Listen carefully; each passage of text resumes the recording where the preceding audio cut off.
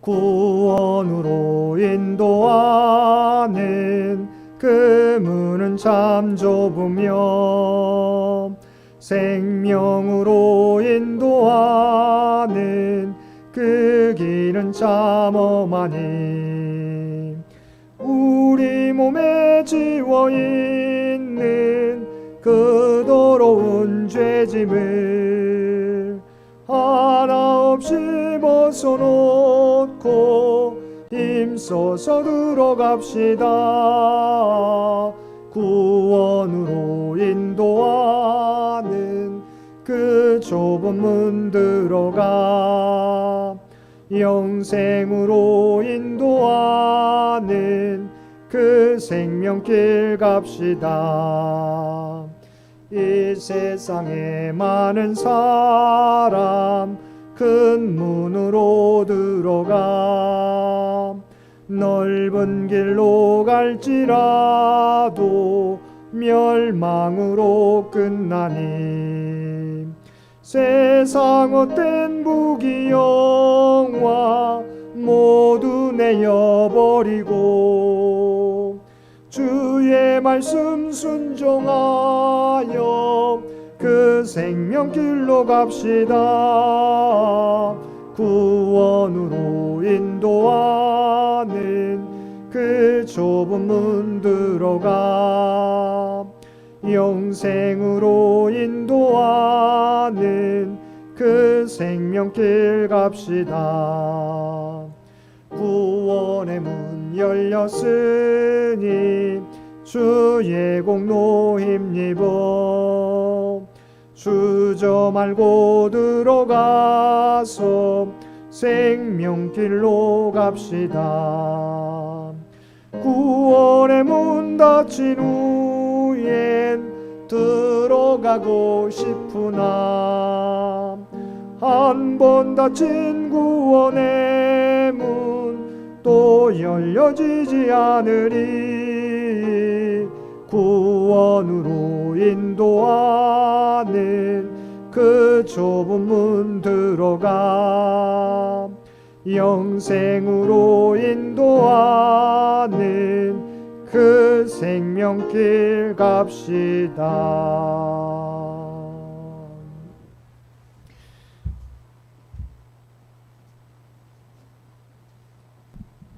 우리 함께 공동 기도문 함께 올려드리겠습니다. 사랑과 은혜가 충만하신 하나님, 오늘 또 우리를 예배의 자리로 불러주시니 감사합니다. 성령과 진리 안에서 참된 예배를 드리게 하옵소서. 하나님의 이름을 높이고 그 위대하심을 찬양하며 하나님의 능하신 역사를 송축할 때 기뻐 받으옵소서. 우리의 상한 마음과 애통한 심정을 토로할 때 피난처가 되시고 위로와 소망을 허락하여 주옵소서. 우리의 기도와 간구에 귀를 기울이시고 진실과 의로 응답하심을 믿고 고백합니다. 졸지도 않으시고 주무시지도 않으시며 우리 인생을 지키시고 인도하심을 믿고 고백합니다. 하나님의 보호하심은 낮의 해가 상하지 못하게 하시며 밤의 달도 해치지 못하게 하심을 믿고 고백합니다. 우리를 지켜 모든 환난을 면하게 하시며 주리부터 영혼까지 수호하심을 믿고 고백합니다. 우리의 혀에는 찬양이 넘치고 우리의 발에는 복음 전파의 열정이 넘치고 우리의 손에는 어려운 이웃을 돕는 사랑이 넘치고 우리의 마음에는 주의 신실한 사랑을 신뢰하게 하옵소서. 오늘 하루 모든 것을 맡기며 성령을 보내주시고 성령과 동행하신 예수 그리스도의 이름으로 기도드립니다. 아멘.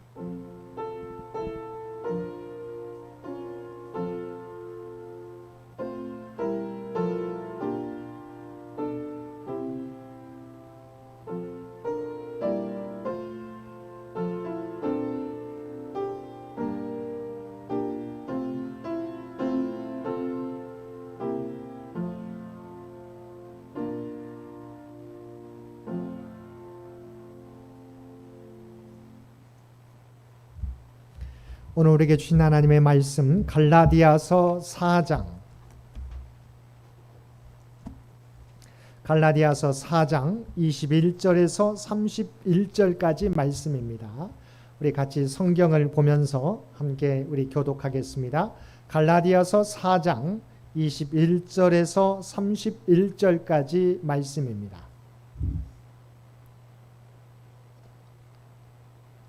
갈라디아서 4장 21절에서 제가 가지고 있는 성경 신약 성경 307페이지 갈라디아서 4장 21절에서 31절까지 우리 주신 말씀 한 절씩 교독합니다.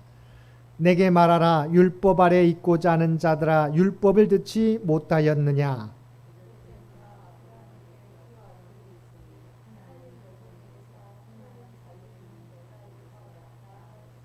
여종에게서는 육체를 따라 났고 자유 있는 여자에게서는 약속으로 말미암았느니라.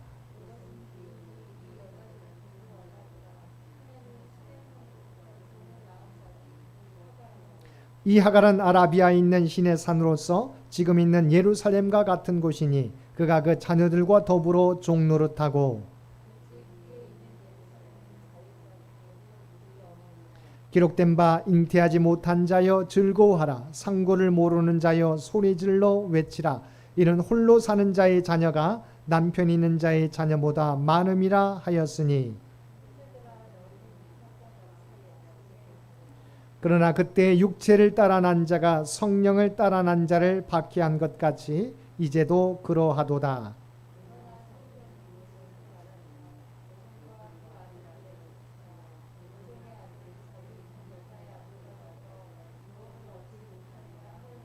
우리 함께 읽겠습니다. 그런즉 형제들아, 우리는 여종의 자녀가 아니요 자유 있는 여자의 자녀니라.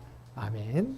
오늘도 하루 일과를 마치고 주님 전에 나와 또한 각자의 삶의 처소에서 마음을 다하여 예배드리는 우리 모든 성도들 가운데 하나님의 특별하신 은총이 언제나 함께 하시기를 주님의 이름으로 간절히 축원드립니다. 여러분들 양해 말씀드립니다.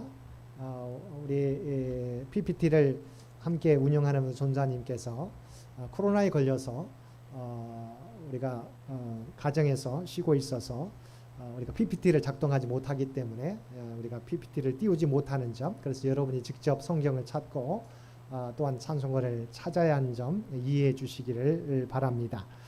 우리가 지난 시간 율법은 뭐라고 그랬습니까? 율법은 죄를 깨닫고 또한 그리스도께로 인도하는 우리가 몽학선생, 초등교사와 같다. 우리가 그래서 주인의 자녀가 성인이 되기 전까지는 종들 가운데 교사로 택하여서 가르치지만 성인이 되게 되면 그 종에게서 벗어나게 된다라고 하는 부분을 살펴보았습니다. 그래서 갈라디아 교회 여전히 거짓 교사들의 의견을 따르고 있는 갈라디아 교회 성도들에게 오늘 본문에서는 아브라함의 아들들을 통해서 아브라함의 아들 비유를 통해서 율법과 복음의 차이를 설명해 주고 있습니다. 먼저 우리 여러분 함께 읽었었던 21절 말씀 보시기 바랍니다. 21절 내게 말하라. 율법 아래 있고자 하는 자들아, 율법을 듣지 못하였느냐. 바울 사도가 이제 갈라디아 교회에게 묻는 거예요. 성도들에게 뭐라고요? 내게 말하라. 내게 한번 답해봐라. 뭘요? 율법 아래 있고자 하는 자들아, 율법을 듣지 못하였느냐.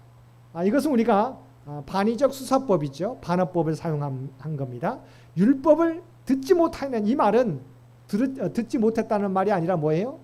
들었느냐? 들었는데 듣고서도 여전히 생명의 복음을 내팽개치고 율법을 지키고 있느냐? 율법에 너희가 머물러 있느냐? 그것을 지지하느냐고 반어법적으로 반의적 수사법으로 이야기하고 있는 거예요. 정말 너희가 율법을 들었으면 그것을 버리고 다시 복음으로 돌아와야 되는데 지금 너희가 왜 율법에 빠져 있느냐고 갈라디아 교회 성도들에게 묻고 있는 겁니다. 그러면서 바울 사도가 아브라함의 두 아들을 비유로 들게 됩니다. 이어지는 22절 말씀 보겠습니다. 22절 기록된 바 아브라함에게 두 아들이 있으니 하나는 여종에게서 하나는 자유 있는 여자에게서 낳았다 하였으며, 우리가 잘 알고 있습니다. 아브라함의 첫째 아들이 누구입니까? 하갈에서 난 이스마엘입니다. 두 번째 아들이 누구입니까? 사라에게서 난 이삭입니다. 물론 그두라에게서 난 그 이후에 그두라에서 난 아들 6이 더 있습니다. 그런데 중요한 부분은 율법과 복음을 설명하기 위해서 대표적인 두 아들을 들고 있어요. 자, 그런데 율법의 첫째 아들이 이스마엘이지만 이 어머니가 누구예요? 하갈이잖아요. 하갈은 원래 사라의 몸종이었습니다. 그리고 사라에게서 난 아들이 둘째 아들이 누구입니까? 이삭이에요. 그런데 사라는 누구입니까? 몸종이 아니라 본처죠. 그래서 본문에서 뭐라고 나와 있습니까? 자유 있는 여자에게서 났다라고 이야기해주고 있어요. 그러니까 아브라함에게 두 아들이 있는데 하나는 이스마엘이고 하나는 이삭인데 한 명은 누구예요? 여종에게서 났고 한 명은 자유 있는 여자에게서 났다고 하는 거죠. 중요한 부분은 여기는 아버지는 동일합니다. 그런데 이 아들들의 차이는 아들들의 신분은 어떻게 결정이 됩니까? 엄마의 신분에 따라서 결정이 됩니다. 왜냐하면 비록 아버지는 동일하지만 엄마가 이스마엘의 엄마는 하갈이잖아요. 여종이었잖아요. 그러니까 종에서 났기 때문에 물론 아버지 아들이긴 하지만 종의 신분을 갖고 있습니다. 그런데 이삭은 어떻습니까?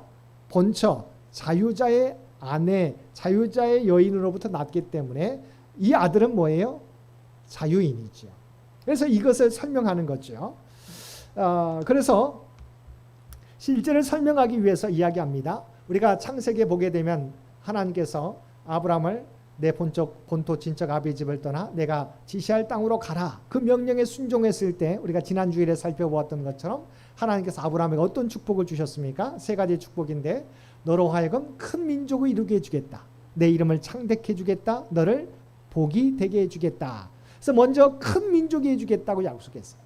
큰 민족. 아직은 자녀가 없는데 큰 민족을 이루게 해주겠다. 그러면서 13절 말씀에 보게 되면 땅의 들깨와 같이 너의 자손이 땅의 들깨와 같이 되게 해주겠다. 그런데 이 약속을 받았지만 아브라함에게는 자손이 있었어요? 없었어요? 없었습니다. 그래서 아브라함의 마음 가운데 하나님께서 나에게 자녀를 주지 않는다면 어떻게 해야 될까 생각하다가 자기에게 종이 있는데 그 사람 누구예요? 다메섹 엘리에셀이. 그래서 그는 그 마음 가운데 자녀가 없기 때문에 자기가 신뢰하는 종을 자기의 후계자로 삼기를 상속자로 삼기를 원합니다. 그러자 하나님께서 뭐라고 하셨어요? 창세기 15장 4절 말씀 한번 들어보시기 바랍니다. 제가 예전 같으면 제가 PPT에 띄울 텐데 우리 PPT를 운영할 수 있는 사람이 없기 때문에 제가 읽어드립니다. 창세기 15장 4절 여호와의 말씀이 그에게 임하여 이르시되 그 사람이 내 상속자가 아니라 내 몸에서 날 자가 내 상속자가 되리라 하시고 아브라함은 자기에게 자손이 없기 때문에 자기의 신뢰할 수 있는 종을 다메섹 사람 엘리에셀을 자기의 상속자로 삼으려고 했는데 하나님 뭐라고요? 그 사람이 아니다. 상속자가 아니다. 그 상속자는 뭐라고요? 내 몸에서 날 자가 내 상속자가 되리라고 말씀해 주셨어요. 그리고도 몇 년이 지납니다. 몇 년이 지났을까요? 이 아브라함이 가나안 땅으로 이동한 지 10년이 됐어요.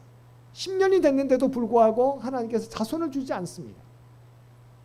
그러자 사라도 나이가 많이 먹게 되니까 75세가 됩니다. 아브라함의 나이는 85세, 사라의 나이는 75세. 10년이 지났는데도 이루어지지 않게 되자 사라가 생각합니다. 나는 이미 경수가 끊어졌기 때문에 나는 아이를 못 낳을 거니까 내 종에게서 내 종 하갈을 이 여인과 동침하소서. 그러면 자녀를 낳게 되면 내 소유이기 때문에 이 아이를 우리가 상속자로 삼으면 되지 않겠습니까?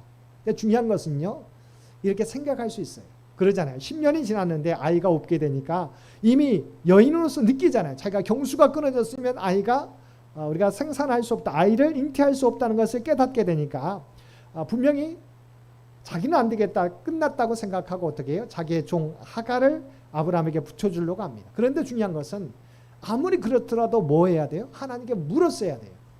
근데 하갈은 뭐예요? 사라는 묻지 않았어요. 그리고 개인의 생각으로 나는 경수가 끊어졌기 때문에 내 종을 붙여줘야 되겠다 생각하게 됩니다. 그 말씀 창세기 16장 2절 말씀 제가 창세기 16장 2절 말씀 읽어드리겠습니다. 사레가 아브라함에게 이르되 여호와께서 내 출산을 허락하지 아니하셨으니 원하건대 내 여종에게 들어가라. 내가 혹 그로 말미암아 자녀를 얻을까 하노라 하매 아브라함의 사레의 말을 들으니라. 자, 결과적으로 10년이 지나서 아이가 없을 때 사라도 경수가 끊어지니까 자기의 여종 하갈을 아브라함에게 붙여주게 되는 거죠. 그런데 이 말은 뭐예요? 하나님의 약속을 의지한 게 아니라 인간의 생각, 인간의 계획, 인간의 방법, 인간의 수단을 의지한 거죠. 자기에게는 경수가 끊어졌으니까 나는 이루지 못하겠다, 아이를 낳지 못하겠다 생각한 거죠. 그리고 그래서 인간적인 생각을 한 거죠.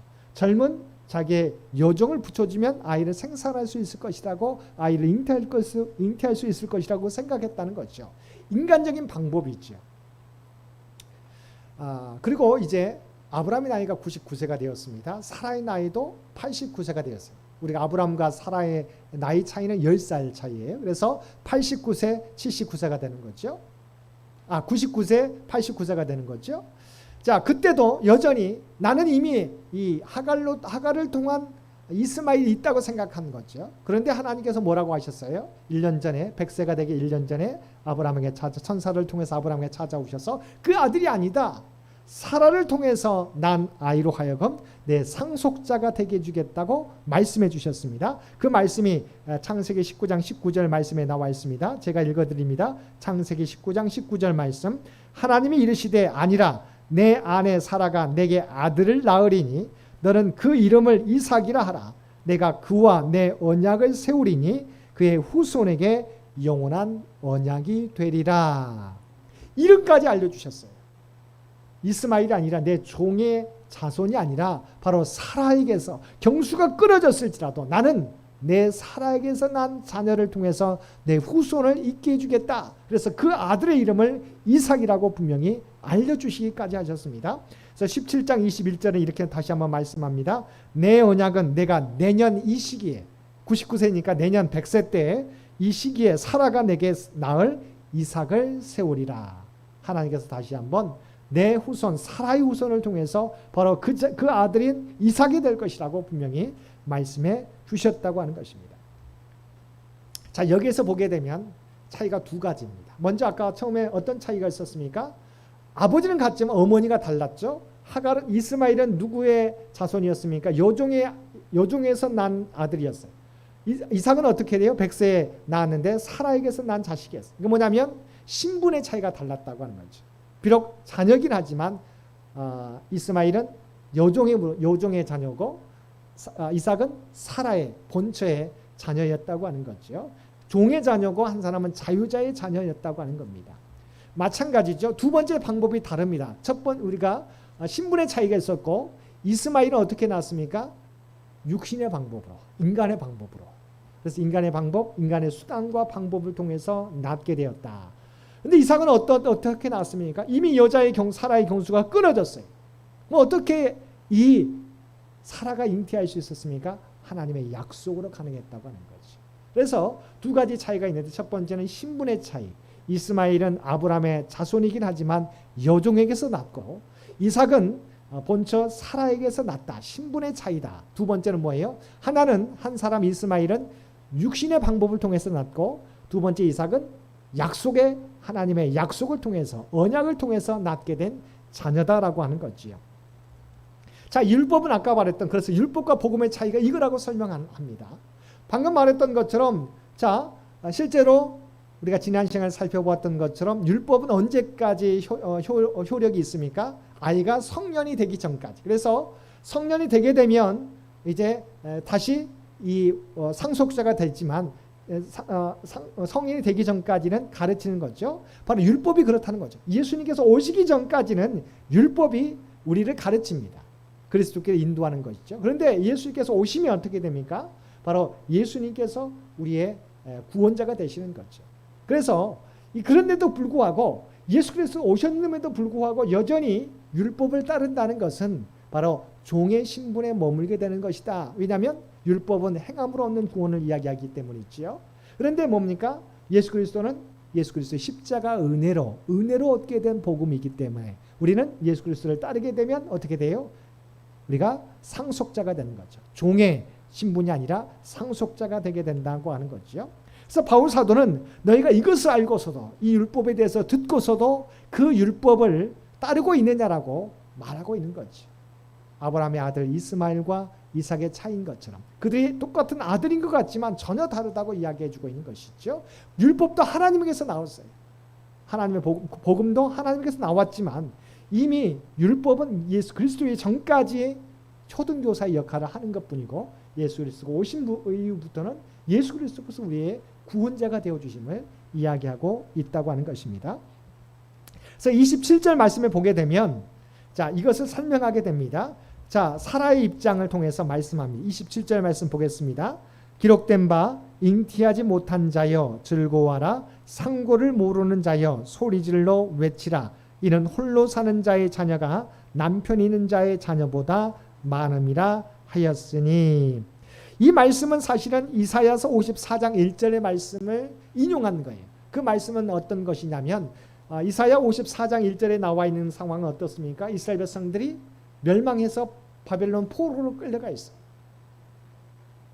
여러분, 포로로 끌려가 있는 민족이 어떻게 하나님의 구원의 역사를 이룰 수 있을까요?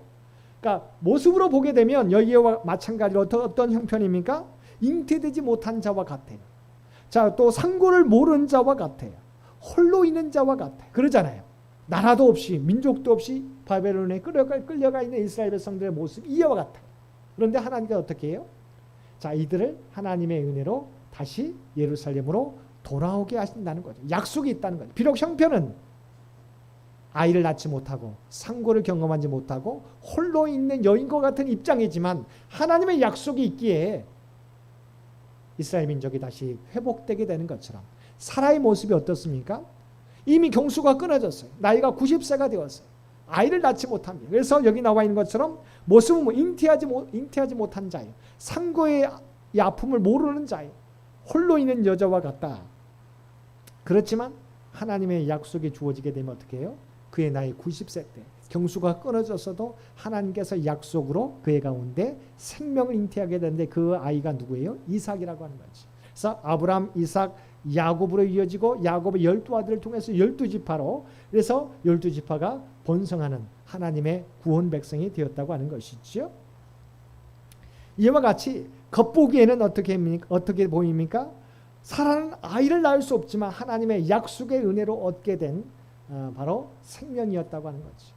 복음이 그렇다고 하는 거죠. 우리는 도저히 우리 스스로는 구원받을 수 없지만 하나님께서 예수 그리스도를 이 땅에 보내주심으로 십자가에 달려 돌아가시게 하심으로 우리가 구원을 얻게 되었다고 하는 거죠.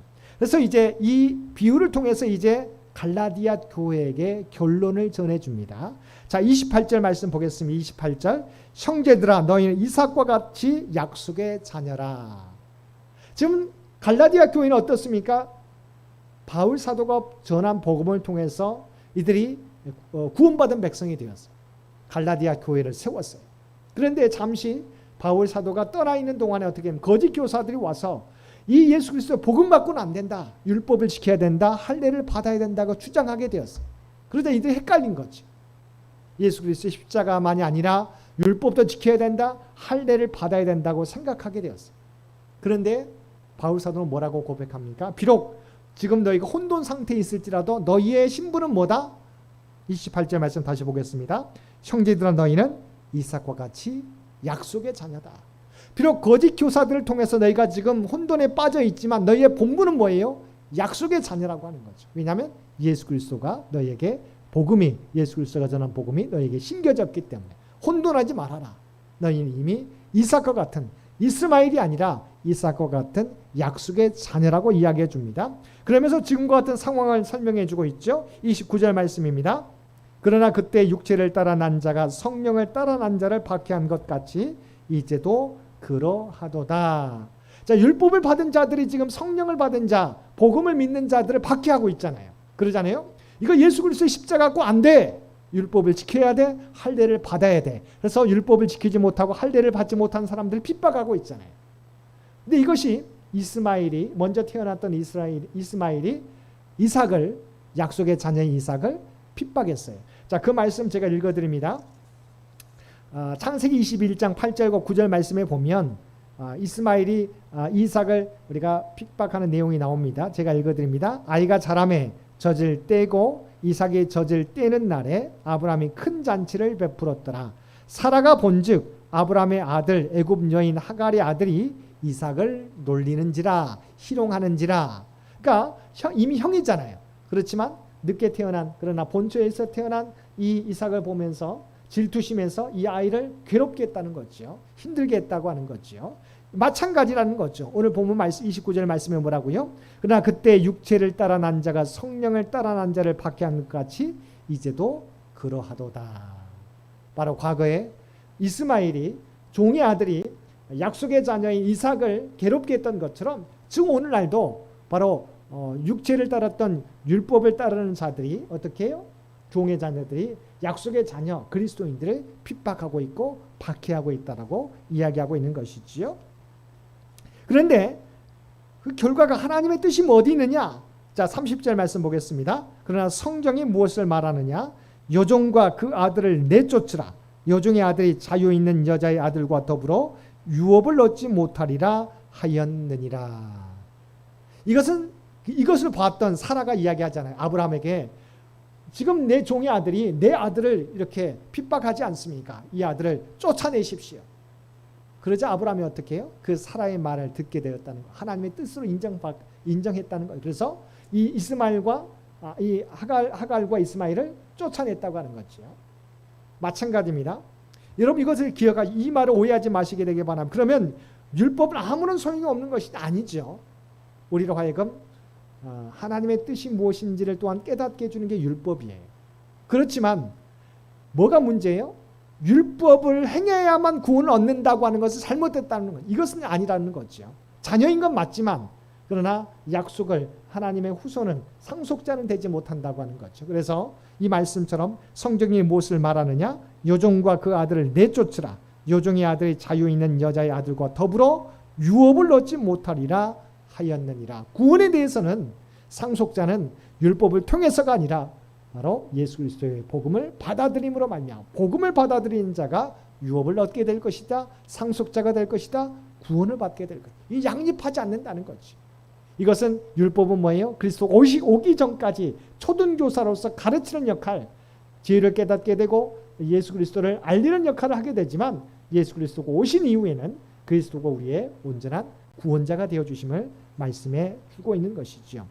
결론입니다. 다시 한번 31절 말씀 보겠습니다. 그러니 형제들아 우리는 여종의 자녀가 아니요 자유 있는 여자의 자녀니라. 아멘. 그래서 갈라디아 교회에게 다시 한번 당신들은 여종의 자녀가 아닙니다. 율법을 따르는 종의 신분이 아닙니다. 예수 그리스도 완전한 자유자 예수 그리스도에 속한 바로 상속자입니다. 자유 있는 여자의 자녀입니다. 그래서 율법을 너희가 쫓지 말고 복음으로 돌아오라고 이야기하고 있다고 하는 것입니다. 이런 갈등과 다툼을 통해서 우리에게 복음이 전달되어졌고 우리는 그 복음을 받아들여서 하나님의 자녀가 되었고 우리가 그리스도인으로서 구원받은 자로서 살아가고 있습니다. 여러분 이 은혜가 얼마나 놀라운 것인지 우리는 아무것도 한 것이 없지만 주님께서 우리를 위해 십자가에 달려 돌아가시고 그것을 믿으면 너희는 종의 자녀가 아니라 바로 자유인의 자녀라고 자유인의 여자의 자녀라고 분명히 말씀해 주고 있다고 하는 거죠. 저와 여러분은 하나님의 구원받은 자녀예요. 종의 신분이 아니라 바로 자유자의 여인의 아들이라고 하는 사실을 분명히 아버지의 상속자가 된다는 사실을 기억하실 수 있게 되기를 바랍니다. 그럼 그 은혜를 입은 자로서 어떻게 살아가야 돼요? 우리의 마음대로 살아가서는 안 되는 거죠. 우리가 구원을 내 능력으로 내 행함으로 얻는 것이 아니고 하나님의 은혜로 우리가 구원받았기 때문에 은혜 입은 자는 그 은혜를 베푼 자에게 합당하게 그 은혜에 합당하게 살아가야 됨을 잊어버리지 마시게 되기를 바랍니다. 그래서 늘 겸손하게 하나님의 은혜에 감사하면서 늘 겸손하게 하나님 앞에 기도하고 하나님의 말씀을 우리가 늘 생각하고 그 말씀 따라 살아가려고 노력해야 된다는 사실을 기억하시고 오늘도 하나님의 은혜로 나는 구원받았습니다. 이제 그 은혜에 합당하게 살게 하여 주옵소서라고 고백하면서 하나님 말씀 따라 살아가기 위해 힘쓰는 저와 여러분 모두가 되시기를 주님의 이름으로 간절히 축원드립니다. 함께 기도드리겠습니다. 사랑하는 이가 충만하신 아버지 하나님, 오늘도 귀한 말씀을 통해서 아브라함의 두 아들의 비유를 통해서 우리가 누구의 자녀인지 어디에 속하고 있는지 깨닫게 해주셨음을 진심으로 감사합니다. 아버지 하나님, 우리가 구원받은 자녀가 된 것은 우리의 행위로 얻은 것이 아니요 인간의 방법과 인간의 수단으로 얻게 된 것이 아니요 오직 하나님의 또한 그리스도의 십자가 은혜로 구원받게 된 줄로 믿습니다. 그러므로 아버지 하나님 우리들 교만하게 스스로를 자랑하지 않게 하여 주옵소서. 오직 하나님의 은혜를 기억하고 감사하는 자들 되게 하여 주옵소서. 또한 그 은혜에 합당하게 살아갈 수 있는 우리 모두가 되게 하여 주옵소서.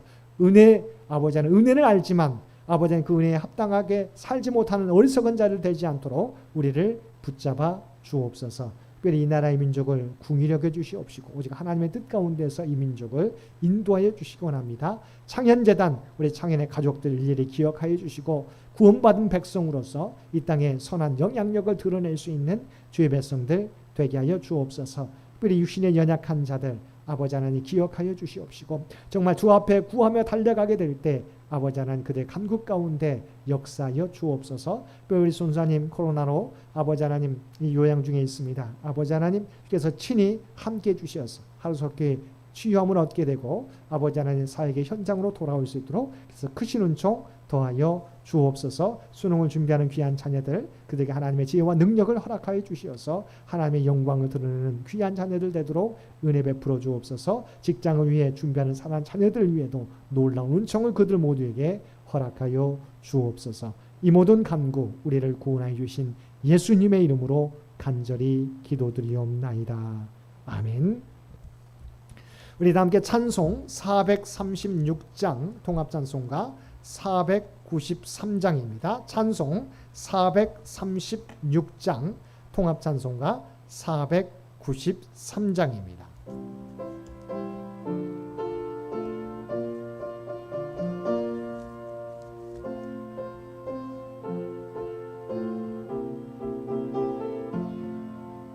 나 이제 주님의 새 생명 얻은 몸 옛것은 지나고 새 사람이로다. 그 생명 내 맘에 강같이 흐르고 그 사랑 내게서 해같이 빛난다. 영생을 누리며 주 안에 살리라. 오늘도 내일도 주 함께 살리라. 주 안에 감추인 새 생명 얻으니 이전에 줬던 것 이제는 값없다. 하늘의 은혜와 평화를 맛보니 찬송과 기도로 주 함께 살리라. 영생을 누리며 주 안에 살리라. 오늘도 내일도 주 함께 살리라. 산천도 초목도 새 것이 되었고 죄인도 원수도 친구로 변한다. 새 생명 얻은 자 영생을 누리니 주님을 모신 맘 새 하늘이로다. 영생을 누리며 주 안에 살리라. 오늘도 내일도 주 함께 살리라. 주 따라가는 길 험하고 멀어도 찬송을 부르며 뒤따라가리라. 나 주를 모시고 영원히 살리라. 날마다 섬기며 주 함께 살리라. 영생을 누리며 주 안에 살리라. 오늘도 내일도 주 함께 살리라. 이제는 우리 주 예수 그리스도의 은혜와 아버지 하나님의 극진하신 사랑하심과 성령님의 세상 끝날까지 우리와 함께 하시며 동행하시며 인도하시는 놀라운 교통의 역사가 오늘 주신 말씀을 따라 우리가 받은 것은 오직 하나님의 우리가 받은 구원은 오직 하나님의 은혜인 것을 고백하며 그 은혜에 합당한 삶을 살아가겠노라고 결단하며 세상 가운데 나아가는 사랑하는 주의 백성들과 그의 가정과 산업의 터전 위에 이제로부터 영원토록 함께 해주시기를 우리 주 예수님의 이름으로 간절히 축원하옵나이다. 아멘.